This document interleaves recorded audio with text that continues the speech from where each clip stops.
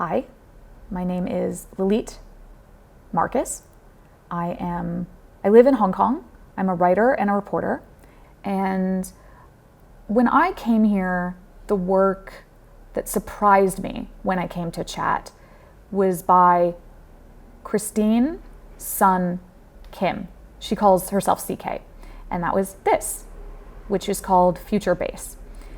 And I knew immediately that it was her work because I had seen some before. CK is deaf. I'm not. You can see that I'm using American Sign Language, but I'm not. And I'm what's called a CODA. That's Child of Deaf Adults. So what's interesting for me is that both CK and I grew up in deaf homes, but we had very different experiences. My parents are deaf, and I'm hearing.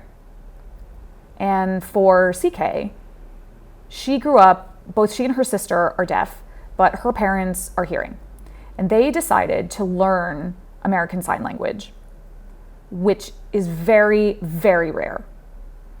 When hearing people choose later in life to learn sign language for their children, maybe 90% of deaf people are born into a world that has most parents never learn to fully communicate with their children.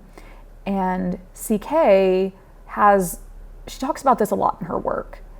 Her work has really been helped by the deaf pride, and it's about deaf identity. So when I first saw her work, it was in New York City, where I used to live, at the Whitney Biennial in maybe 2 years ago, 2019. So when I saw her work, I just started crying. It was called Degrees of Deaf Rage, which it was quite similar to this visually. So it had cartoons and graphs and charts. And it's about the different ways that deaf people experience anger and hurt in their everyday lives. For example, she explains that her artist fee for work at an art museum was half split between her and the interpreter. Or she talks about going to a restaurant and she was asked, "Do you need a Braille menu?" And she had to explain, "No, I'm not blind, I'm deaf." Another example was people bringing her a wheelchair at the airport. And I remember seeing it, I was just stunned. And I think the reason that her art shocked me, deaf people have always been artists, but her deaf art specifically, in the past, it was about the deaf experience and community in the United States. And the subject of her work was deafness. So what I learned from CK growing up, she grew up in California. One thing that I think is really important to talk about in connection to CK's work is that for the first time, for a long time, deaf art was about proving I could do anything that hearing people do. I am equal to hearing people. We're the same. And for her, it's not about that. It's about the deaf experience. It's about saying, no, I'm different, but that's not bad. It's beautiful.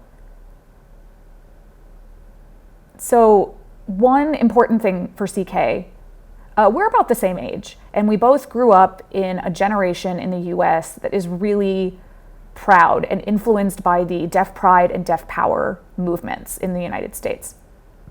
So let me see if I can trace this. In 1988, in Washington, D.C., in the US, there's a university called Gallaudet, signed Gallaudet. And it's an all-deaf university, 4-year graduate programs, etc. And in 1988, the president of the university announced that he was going to step down at the end of the year. He was hearing person, and until that point, it had always been hearing president, hearing board of directors. Everything was controlled by hearing people, which was strange because it's a deaf university. So in 1988, the board of directors, they were deciding, okay, we have 2 people that we're choosing between for president. One is a hearing woman, and one is a deaf man. Okay, let's pick the hearing woman, because they thought, wrongly, that the students would be really excited to have their first deaf president. So when the decision was announced, the Gallaudet students protested. They shut down the entire university for a week. Most of the faculty, most of the teachers walked out in support of the protest to join the protest. And I think that was really the first time that a lot of people, deaf people, saw themselves protesting, being proud, being active, talking in their language, talking about their identity. And they were not embarrassed. They were proud and they were excited. So there was a famous poster, and it said, in this year, Wellesley College got its first female president. And in this year, Howard University got its first Black president. When is it our turn? So I think that student protest movement, it's called DPN, or Deaf President Now. What's incredible is it was the first time that a student protest in the United States, usually you see the police, you see shooting at people, but for Gallaudet, there was nothing like that happened. It was free, it was safe, and then they got everything that they wanted. The deaf man became the first deaf president of Gallaudet University. And it was the first time that most Americans had seen on television that there was Gallaudet, there was a deaf university. For a lot of people around the world, that was their first encounter with happy, regular, deaf people.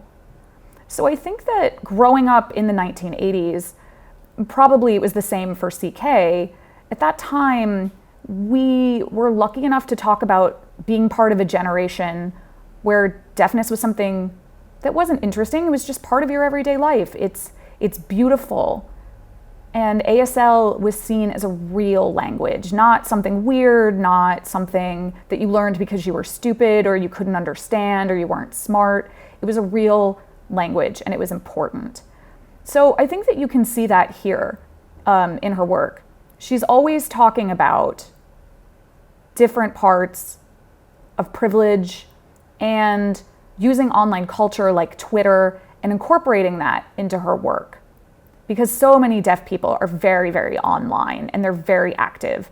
So I think that for me personally, that's what I found really impressive about her work.